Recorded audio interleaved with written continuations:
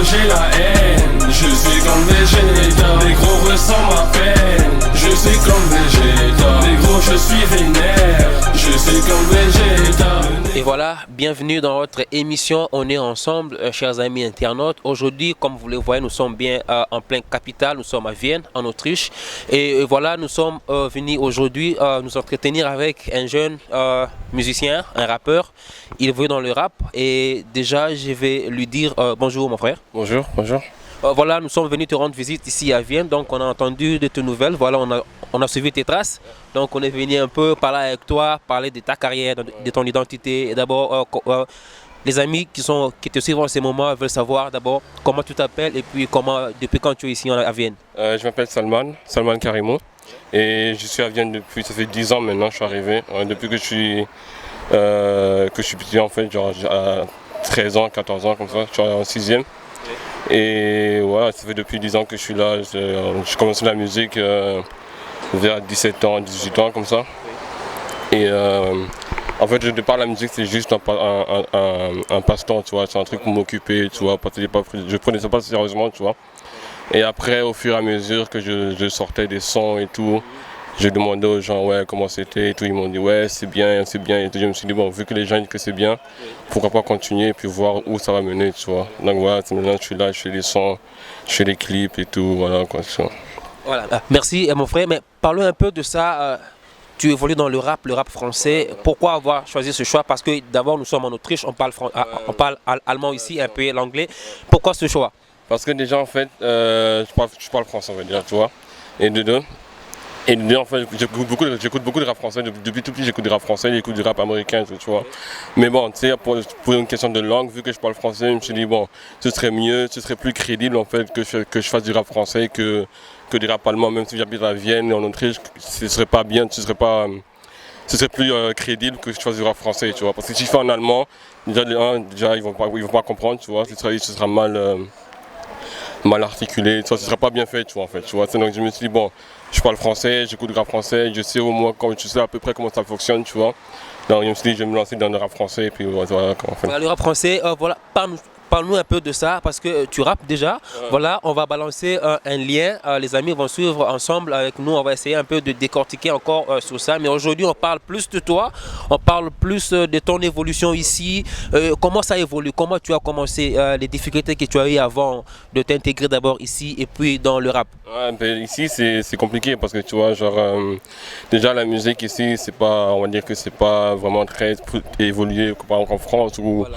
Les gens ils écoutent beaucoup de rap, ils écoutent pas en Allemagne, même, tu vois, les gens ils écoutent beaucoup de trucs, tu vois.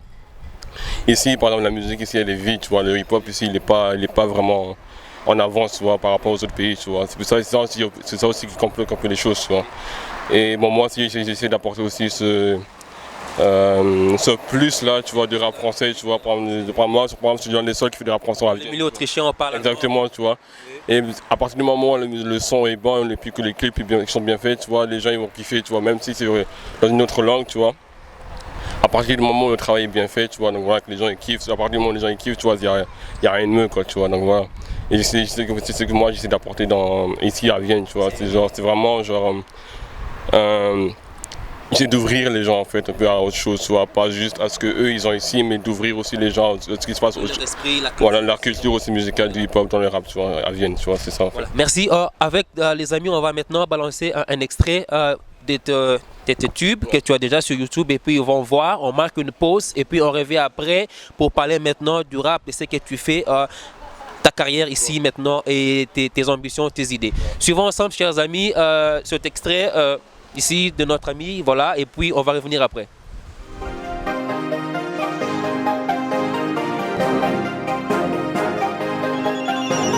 Négro j'ai la haine, je suis comme Vegeta. Négro ressent ma peine, je suis comme Vegeta. Négro je suis vénère, je suis comme Vegeta. Le négro est déter, je suis comme Vegeta. Ils n'ont pas cru en moi, je vais leur forcer le respect. On fera de la moula, je te le promets. Je suis parti d'en bas, je vais atteindre le sommet. Je ne veux pas de tâche mec, mais d'un cabriolet. Et je veux le premier chèque et la Rolex à mon poignet. J'ai plein de projets, mais je n'ai pas de budget. Pour ne faire que des salles, je suis ce négro suspect. De quoi tu parles? Je bosse de décembre à juillet. Je veux pas me voir. Voilà, de retour, chers amis, on a suivi. Salman, dis-moi un peu, on a suivi Vegeta. Pourquoi Vegeta d'abord? Vegeta, en fait, c'est un caractère de bande dessinée genre du Japon, ça s'appelle Dragon Ball Z. Et en fait, lui, son but dans l'émission, en fait, c'est un peu genre d'arriver à un certain niveau et de dépasser les autres, en fait, tu vois. Et un peu, je suis un peu dans cette optique-là dans ma carrière, tu vois, genre depuis que j'ai commencé et puis jusqu'à maintenant, d'essayer d'atteindre un certain niveau dans le rap et tout, tu vois, d'essayer d'être un peu... Dépasser les autres? Ouais, voilà, pas dépasser les autres, mais tu vois, d'être un peu voilà, au top, en fait, tu vois, c'est ça, en fait. Et plus je fais des sons, plus je fais des hippies, tu vois, et plus je monte de niveau, en fait, tu vois, c'est un peu ça le message du son, en fait, tu vois, genre juste de se dépasser soi-même, en fait, tu vois, et de ne pas rester tout le temps au même niveau, tu vois, genre juste vraiment d'essayer d'avancer un peu, tu vois, dans tout ce que tu fais, que ce soit dans le rap ou que ce soit dans tout ce que tu fais, essayer d'avancer et voilà quoi, tu vois. Mais voilà, je comprends, mais est-ce que tu as de liens avec le... Parce que le rap français, c'est plus la France, c'est plus dehors, mais on est en Autriche. Mais est-ce que tu as des liens avec... Tu as des collaborations avec d'autres rappeurs français, par exemple, je sais pas? Le truc, c'est que j'essaie d'en avoir, j'essaie de contacter les gens, mais tu vois, vu qu'ils sont en France et que genre ici, en France, le niveau est beaucoup plus élevé qu'ici, tu vois, et élevé, tu vois. La concurrence. Il y a la concurrence, tu vois, les gens, ils sont beaucoup plus genre... Ils sont plus centrés sur ce qui se fait là-bas qu'ici, tu vois. Ici, ils ne voient pas trop les gens qui font de la musique et tout, tu vois.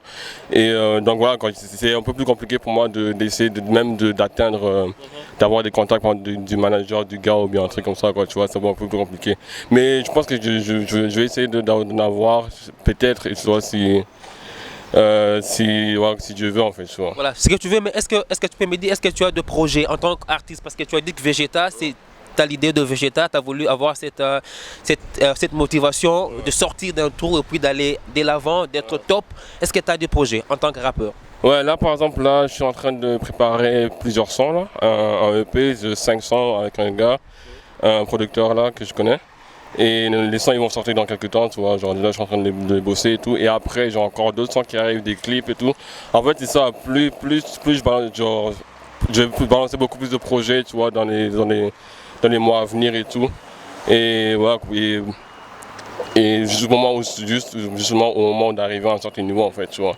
Et de là de me dire, ok, j'ai déjà fait ça, qu'est-ce que je peux faire encore de plus, tu vois. Mais est-ce qu'en Autriche, Salma, est-ce qu'en Autriche tu as des contacts, tu as des liens, peut-être tu as une ceinture, des gens qui sont derrière toi, des gens qui veulent supporter, qui veulent t'aider à aller de l'avant? En Autriche, ouais, j'ai quelques gars qui m'aident un peu, par exemple, les productions des clips, les productions des sons et tout, au studio, tout ça, tu vois.